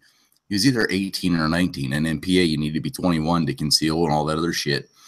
I could have charged that kid with everything under the fucking sun, but I didn't. You know, I mean, it was a stressful situation. It could have ended badly, but it was like, oh man, I don't ever want to do that again, ever, ever want to do that again. But I didn't charge the kid at all, you know. And I called the dad. I took the gun. And I called the dad up, said, come to the station to pick up your fucking pistol. And whenever he got there, I had a fucking come to Jesus meeting with him about how fucking stupid it was to do this, to do that, and everything else. And that I think at some point in time, the words actually came through my lips. You should not own a gun if you're not responsible enough to take it out of your car when your kid's driving it. You know, but I could have charged everybody, but I didn't. And I think I was right in that situation, but it could have ended so much fucking different. And even today, well, it hasn't happened for a couple days, but I go to sleep at night and I keep fucking seeing that coming across. And it's just like, man, fuck, that could have ended so much different. And I would have been the bad guy because in our community, it was the quote unquote rich kid. You know what I mean? The rich kid that had daddy's Hummer and if I would have shot him, I would have been fucking persecuted. Well, I think what the bottom line is you kind of said it. You knew he probably wasn't having malintent in his heart, in his action. He was just a dumb fucking kid. I think that probably like I said earlier, it's all about paying attention to the situation and reading the situation and taking the time to assess what's going on. We deal with it all the time in the shop. People will come in, and some of these guys are complete fucking dumbasses. They don't know what they're doing. They don't know what they want. And the way that the first thing they do, you'll hand them a gun. They say, hey, I want to look at that. You hand it to them, and they just, blaze it past everybody. They muzzle everybody in the store. And again, you got to try and control the situation. You can't freak out. You got to be like, hey, you can't do that. You got to, and explain it to them. It's all about controlling the situation and how you control that situation. I mean, me as a customer, excuse me, I know the guns are not loaded, but I hate going into a gun store or Academy Sports or whatever that is, and whatever store it is, and looking at guns, because every time Dick, and Harry, when they pull a gun out, you're exactly right. They sweep everybody, and you're like, son of a bitch. Don't pull that fucking gun at me. You point it at the ceiling, point it at the floor. I don't care where you point it, but don't point it at me. Yeah, I couldn't tell you how many times I've had guns pointed at me. And yeah, I know they're not loaded because I already cleared the gun, but it still don't make a difference. You get a gun pointed at you, it's still kind of like that oh shit moment. Mm-hmm. When I bought this gun, I bought it at Academy Sports. It's a TriStar Connect, CZ clone. When I bought it, when the guy brought it out the counter, he pointed at me like this. Here you go. You want to look at it? I'm like, yeah, I want to look at it. Let me see it. He didn't clear it. I had to clear it myself. I mean, I knew it was clear, but I don't know it's clear until I clear it, But he pointed it right at me, just like that. He's like, here you go. I'll tell you, anytime I hand a gun to someone, that's how I hand it to them. There you go. That's what you're supposed to do. You can see it's clear. That's how you hand a gun to someone. The minute they hand that gun back to me, guess what? I'm racking that gun back and making sure it's clear. But again, it's just controlling that situation, understanding the situation, making sure you read it, and trying to follow the situation. Blue did a fantastic job there, man. I give you huge props. I really do. You did a fantastic job, but it just sends that point home of control the situation, know what you're doing, understand what's going on, and do what you do the best you know how to do in order to keep the situation calm and under control. No, and that's like I just answered some side comments and stuff. It's an instant thing. I mean, if you're trained to know that type of stuff, which you don't even have to be trained a bit, but that's what is instilled in us. That as soon as I saw that come up from the center console, it's not like I was still standing beside his window looking in, going, "Hey, buddy, you might want to fucking not do that." I mean, I backed up about 4 feet, and I could have shot him, through the rear driver's side window and put a good shot on, but I moved far enough back that, I mean, he would have had to have made an exaggerated movement at that point in time to come across his body and coming out the window. I mean, if it would have come past midpoint and come like, it's hard to explain, but and come to the point where the point of no return, basically, it would have definitely ended differently. But it was awareness. It was the mindset, basically, of, oh shit, gun. You go back behind that threshold, and I don't even know how to explain it, but it's just something that you train for, and and it never came past midpoint. It was just like, as soon as he brought it out, I saw it. I took those, 4 steps back. So I'm saying roughly 4 feet. And it was like, and he stopped. And it was like, that's whenever the light, and he stopped. And whatever I told him, I was like, hey, grab the, I was like, you got a fucking gun in your hand. And I don't want to say I was really cool about it, but it was like, you got a gun in your fucking hand, put it in your left, grab the barrel by the left hand and come out the window. And that's exactly what he did. He put he had it in his right hand. So this is our fake gun. He grabbed it by the barrel, let go of it with his right hand, and handed it to me through the window that way. Yeah, if he would have come past that point of what I call that point of no return, it would have been very, very, very fucking bad. But and that's the shit that scares me every day is that, you want to protect yourself, you want to protect everybody else. However, you want to make sure you do it right without getting yourself killed. Well, bottom line is, I mean, Blue, you got to go home at the end of the day. You got a wife, you got kids. I know a lot of people bash cops, but at the same time, you never know. That kid could have just freaked out and thought, I'm going to shoot this guy and we're going to run because I don't want a ticket. Something stupid. Mm-hmm. People do stupid shit every fucking day. Yep. For no reason. There's been many of people that has run from cops, try to outrun them on a car, foot, chase, whatever. And the worst thing they was going to get charged with was like a speeding ticket. Right. They just freaked. They just freaked out. So I don't hold any hard feelings over. That's not even an overreaction. The guy pulled a fucking gun out and started coming over. He's damn lucky you didn't shoot his ass. Yeah, and I don't know if it's just the personality I have, but I mean that scenario makes me sick. Like I said, that happened about 3 months ago. It still makes me sick whenever I go to bed. I mean, I still see it in my head. Like, man, that could have been so much different. But the weird part is, right after that, I'm going to say probably 2 hours after that, I came down to our main intersection, and this dude fucking, I'm going to say 85, 90 miles an hour, right past me. I fucking get out, and I've got an old ass fucking car. By the time I catch him up, he's still at probably about 75. And I get behind him, and it's almost dusk, like to where, I mean, the sunlight is not coming through the trees. He's got sunglasses on, and I'm behind him at another red light, and he keeps fucking like you can see it, like he's like looking in the mirror, and he comes back, and then he's looking in the mirror. The light turns green. He makes his fucking turn, and he's still looking in the mirror. We're going down the road, and he fucking does this fucking, don't ever do this, guys. I don't care if it's a fucking little marijuana pipe, anything. Don't fucking do this.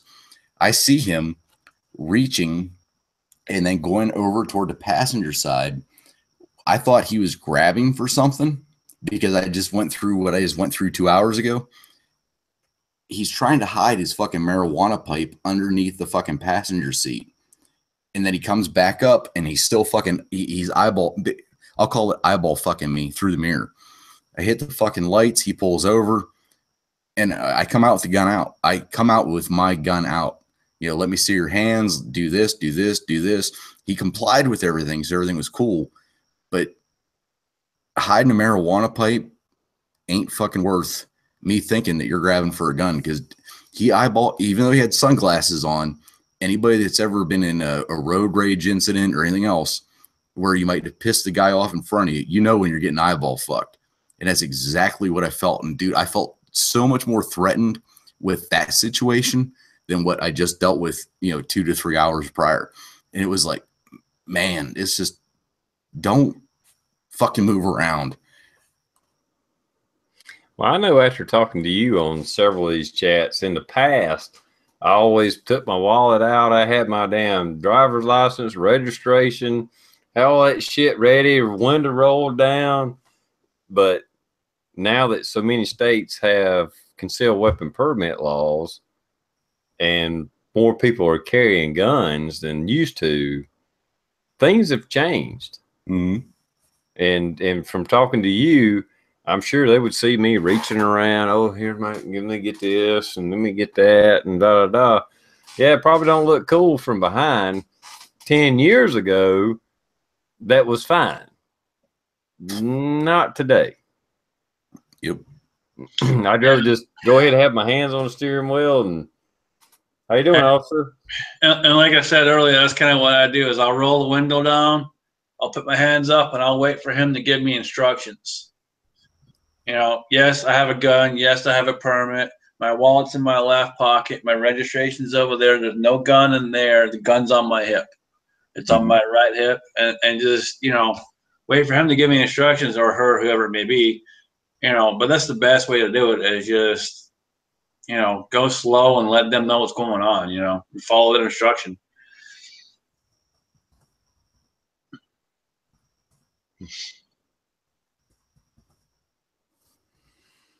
Sorry, I'm commenting for some of the side chatters here. That's why I'm not chiming in right now. You're good. Yeah, you're good. But I realize it is a little different now. Even though it's been years, it's just in different states as far as the weapons permit. But it makes sense. I mean, I could see if I was a police officer pulling up behind somebody and seeing them scramble around or reach in their glove box or whatever. It's like, oh shit, what's he doing? Yeah, it makes sense. I mean, I'll say this: like when I first came to the country, you know, I was out in California, or a commie state, you know, whatever. But unfortunately, that's where I was, and I didn't realize what it was when I first moved here. So you got to give me a break. You know, I moved to the fucking commie state, but it's all right. I got out. I'm in a good state now. So anyway, you know, I was there for probably about 6 months or so, and then I went to go buy a truck. Well, I bought me a truck, and it wasn't hell a week after I bought the truck, and I get pulled over. And the cop walks up, and she's like, "You know why I pulled you over?" And I'm like, "Absolutely not, no clue." And she's like, "Well, you ran the stop sign back there." And I'm like, "I didn't run the stop sign. I stopped." And she's like, "Okay, do you have any guns?" Blah, blah, blah. I'm like, "No, I don't have any guns or anything else." And the minute I start talking to her about guns and everything else, you see her hand just go to her side, and she's like, right this with her hand on her gun. And I'm like, "Dude, I don't have a gun. Like, chill out. I don't have a gun. There's nothing in here. There's nothing I can hurt you with other than my fists. You know, and it's going to be kind of hard sitting in the seat to hit you." So, but it's just that mentality. Like, the first thing they do is they go right here, you know, and they're standing there. And that's the mentality in some of these states.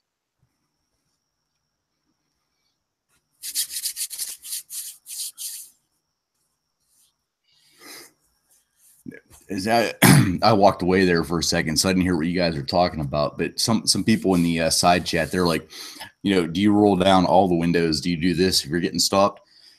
That's kind of situational. There's been times where if I stop a car and there again, you have that movement whenever you're coming up and they have the windows down in the back seat. That's cool. I don't mind that. But, you know, I'll tell the fucking backseat passengers, I don't care if they're young teenagers to adults, you know, grab the headrest of the driver's seat, grab this, just keep your hands where I can see them. Somebody said, you know, turn on the interior light if it's nighttime. Absolutely. That makes me feel a little bit better. I mean, we're always still cautious whenever we're coming up, but if you make that initiative to, oh shit, I'm getting stopped, you pull over, you hit all your interior lights so that, you know, the cab or whatever is lit up. I mean, that makes me feel a little bit better, but I mean, there's still that mindset that, you know, anything could happen at any point in time, but anything that a driver does or a citizen does that diminishes that makes me feel more comfortable. So yeah, definitely. If you get stopped at night, if you can like just reach up with your left hand and, you know, click on your interior lights, hey, that's a bonus, because now I know that there's definitely just a driver, or maybe you got a driver and two young kids in the back. You know, anything you can do to, I don't want to say reduce your chances of having a bad encounter, because you should never, nobody ever should have a bad encounter with the police. It should. Can I jump in? I think it's more of a reduce the anxiety of the person walking up to the car, and maybe not so much anxiety, but the anticipation of what could possibly happen, and just kind of make them feel more at ease of what's going on in that situation. No, absolutely. I agree with that. I mean, nothing, at least in our laws, require if you get stopped by the police, you have to, you know, hold your hands on the wheel. You have to turn on the interior lights. You have to do that. But as a person, even me driving down the road, if I get stopped, well, maybe it's because I have that mindset, but I'm glad that the crazy Scotsman also has that mindset. You know what? Fuck it. I know I got guns. I know I got this. So I'm just going to turn on every light that I got inside just so that the person coming up knows it's just me. Here's my hands. You can see my hands. And yes, I have a sidearm, or yes, I have a gun in my center console. I mean, it should be common sense, but it's not. And that's the issue that we run into, are the people that don't use common sense. They're looking to make a fucking YouTube video, you know? Yeah, I mean, I think it's just all my years of buying and selling and being in the gun industry. But I get the mindset, and I understand. Hey, there's do what you can to make people feel more comfortable, and not necessarily more safe, but just more comfortable with the situation, no matter what that situation could possibly be. So even when I have people come in and they go to say, hey, I got this, how much will you sell it for? And they point it right at me. I got to address that situation as that situation happens and try to calm that person down. They may not be mad, they're not mad, they're not upset or whatever. They just don't understand. And so I got to take that situation and turn that situation around so that no one gets hurt. But we all agree those are the people that should not ever fucking own a firearm. Absolutely. I literally, I've even had, and I've said this on another chat, I think, but I have met an FBI agent. So an FBI agent came into the store when I was in Georgia, and he was not on the clock at the time, and was looking to get a holster for his gun. And I'm like, okay, well, what do you got? He's like, well, I got it right here. And I'm like, sir, you can't touch that. Well, I'm an FBI agent, sir. I don't care what you are. Mm-hmm. Are you on the clock right now? No. Well, you're on private property. You can't touch your gun. And, while I want this holster, I don't want to buy the holster without testing the fit. I'm like, well, let me see if we have the same gun in stock. I can check it, make sure it works, or if you don't want to do that, you can buy the holster, take it out to your car, try it, and bring it back if it don't work. Mm-hmm. Well, I don't have to do that because I'm an FBI agent and I can take it out. I don't have to unload my gun, blah, blah, blah, blah, blah. I looked him straight in the face, and I'm just like, you know what, dude, I've had enough of your ass. I'm like, you know what? You draw your gun, I'm going to drop your fucking ass. Mm-hmm. I'll lose my job, but I will drop your fucking ass. Yeah. And that's the absolute fucking way it should be. I mean, I don't care if you're a cop or not, law enforcement of any type. It's your property. It's your this, it's your that. Unless I'm there to fucking arrest you personally, you know what I mean? Like you're working at the gun shop and I have a warrant to come arrest you. Yeah, I follow your rules. And that was for me. I just had enough, dude, because this guy was just being a prick. I've met some, stuck-up cops and stuff in my time, but this guy was just being a straight-up prick, and I just had enough of it. I told him straight. I'm like, you know what, dude? You draw your gun. I swear to God, I'm gonna drop you. I don't care. I'll lose my job, but I will drop you right here, and that'll be the end of it. Mm-hmm. So, and he ended up buying the holster and leaving the store, and then tries calling back later and making a complaint saying that I wasn't in the right, blah, blah, blah. Well, he happened to get someone that works with me and knew the conversation and what had happened and asked for his SAC officer and then pretended to try and be the director of the FBI. Right. And just like, you're such a pompous asshole, you have to pretend to be someone else. You have to do this, you have to do that, just because you got a badge.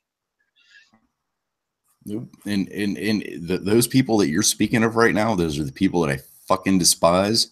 And TR, we've been on fucking chat so many times that I've said, stop fucking circling the wagons and get fucking rid of them.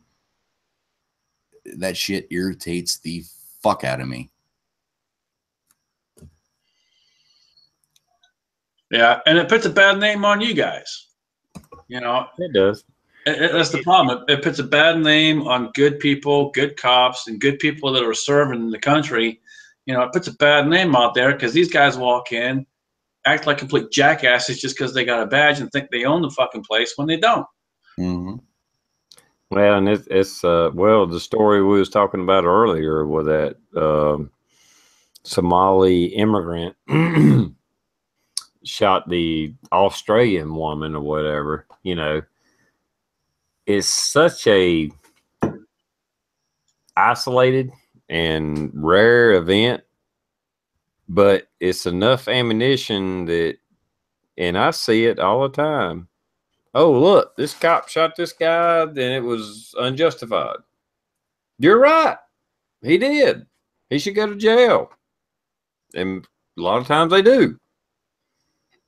But the percentage of the overall day-to-day basis of this one person that fucks up, does the wrong thing, a few times a year, doesn't justify the fucking hate against law enforcement. I mean, and I'm a conspiracy theorist and I'm this and I'm that, but come on. I mean, there's bad cops out there. Don't get me wrong. Blue knows it. Usually it's in the inner cities. There may be, I won't even say justification, but when all they see is bad shit every day, so they treat every situation like it's a worst case scenario, yeah, they overreact. They do bad shit. Sometimes the innocent people get killed. They kill people's dogs. That's bad. They shouldn't do that shit. But it happens. But there's like 350 million people that live in America. If 20 incidents happen a year where the cop was wrong, yeah, okay, he overreacted. But percentage wise, I'm not justifying. I'm just saying sometimes shit happens.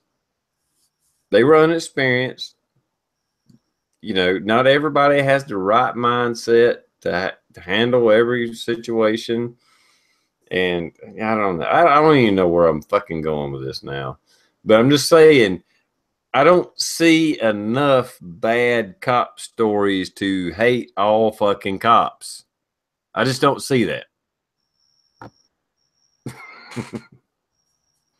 Does that make any sense, or was I just babbling? No, you're not babbling. In the story, that makes perfect sense, man. I mean, like I said earlier, they're not all bad. It's just you get these one or two that make, they treat that shield like they're the fucking bomb, and you can't touch me, and I own everything, when they're just someone else, and they give everyone else that has a shield a bad fucking name. Mm-hmm. Like Blue, for example. I respect the shit out of Blue. He made the right call, made the right decision in the situation he was in. I respect what he did right there. Versus the FBI agent, for example, that walks into the fucking store and acts like a complete asshole just because he's got a badge. Well, the worst experience I've ever had with police officers, I've told the story before, so I'm not going to get into it again. But anyway, somebody was wrecked their bike, like somebody supposedly seen them wreck their bike like 2 or 3 times, and they was drunk off their ass or whatever. I was the first guy that they found that had a bike. I was at a Waffle House. I wasn't even driving the bike. It was parked. I was sitting on the sidewalk smoking a cigarette. This is the worst experience I've had with police officers. Next thing I know, 3 or 4 cruisers show up. They're drilling my ass, give me a sobriety test, all this shit. Before it was all over with, they left. I never even showed them my ID or told them my name. I don't remember exactly what I said, but I questioned everything they done. Because at the end of the day, I knew they couldn't get me for anything. I wasn't driving. I wasn't drinking. I was like, I'm standing on the sidewalk. You can't give me any driving violation whatsoever. My bike's over there. I'm over here. And they tried their best. They were some conniving son of a bitches. But it was city cops. It wasn't county cops. Every county cop, every state patrolman that I've ever dealt with has been cool as shit. The city of Greenville, those guys were assholes. But I've only ever had, I'd say, 2 bad cops. And, well, 3 if you count the one in California. But that's California. It's a communist state. What the fuck can you expect? So I got pulled over once in Missouri, and it's only because my car looked like a complete piece of shit. I used to drive a Ford Festiva. So for any of you guys that know what that looks like, it's a fucking box car, like a matchbox car. And every time I hit a bump, my head would hit the fucking roof. It didn't matter if the bump was this big, I hit the fucking roof. Anyway, cop pulls me over because I'm going around the roundabout, which they are just building right outside my house. And he pulls me over saying that I can't drive here. And I'm like, dude, I live right fucking there. Oh, you do? Yeah. But the guy was a complete douchebag about it. You know, argued back and forth with me for like 20 minutes before he finally let me go. But you can only go one way because that's where I lived. You know, I had one other guy pull me over when I was driving through Illinois on my way to Columbus, Ohio, when I had my first transfer. And I had all my stuff in the back of my truck. So better trucks loaded up, and pulls me over on the freeway, says I was speeding, doing 4 miles and over the speed limit. 4. I shit you not. 4. Fucking Illinois. 4 miles an hour over. Pulls me over saying that's what I was doing wrong. Kept asking me, do you have guns in the truck? Do you have this? Do you have that? I'm like, yes, sir, I do. They're not loaded. They're behind my seat. Yes, I have the right to own them. Yes, they're mine. You know, well, what's all the shit in the back of your truck? I got a job transfer. I'm driving to here. I kid you not, almost an entire hour this guy kept me there asking me the same fucking questions over and over and over and over again before he finally let me fucking go. Yeah, you run into assholes like that. I mean, that's the only way I can say it. You run into assholes. it's the bottom line. It don't matter. I don't care if you work maintenance, if you're a cashier, or if you're a police officer. Guess what? You're going to work with people that are fucking assholes. They're just assholes out there. You can't help it. But anyway, I'm going to end this, wrap this up. We've already hit the 2-hour mark, so it's time to end this. And hello, Sonia. Don't be teasing me like that. Anyway. After chat. Yeah. We'll do a private chat. Come on, Sonia. Watch. I swear to God. Anyway, we'll go ahead and wrap this up, and I'll let the Crazy Scotsman go ahead and do an outro, man. All right. Well, I appreciate y'all watching. Appreciate you joining. Appreciate you inviting me, TR. It's been a lot of fun. And guys, I don't really have a whole lot going on right now, but there's lots coming up. So guys, tune in. Lots of stuff coming up here pretty quick, and a lot of good stuff coming up. So I hope you guys will tune in, pay attention, and help out, because you guys will understand later on what I mean when I say help out. But I got some stuff to talk about with TR and some other people, but you'll understand when it gets to that point. Cool. Blue, would you like to do an outro? No, just thanks for the invite as always, and the guys in the external. God, it was flying tonight. I could not keep up. I know there's a lot of the regular guys that come in here. Man, I could not keep up with the external. You guys were just bam, bam, bam, bam, bam. So sorry if we missed something, but it happens. So that's it. We'll see you next time, TR. Yep. Well, thanks guys for joining in. I do appreciate it. Yeah, I never know how many people I'm going to have on the panel, and luckily I had 2 people here. I like to at least have 2 other people. You know, we have a good conversation going, and thanks for coming in. I really do appreciate it. And with that, we're going to sign off, and we'll see you next time. Later.